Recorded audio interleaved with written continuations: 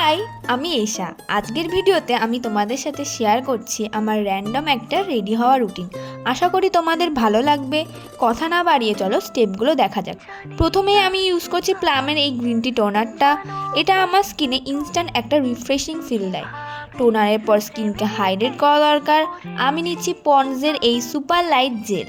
গরমকালে বা আমার মতো অয়েলি কম্বিনেশন স্কিনের জন্য এটা জাস্ট পারফেক্ট।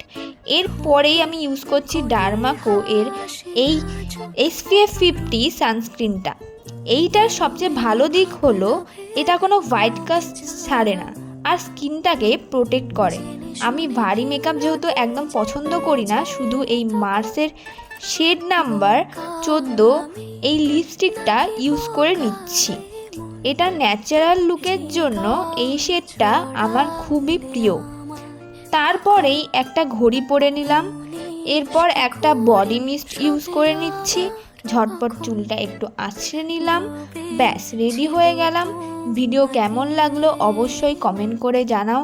ভিডিওটি ভালো লাগলে চ্যানেলটি সাবস্ক্রাইব করে দিও। বাই।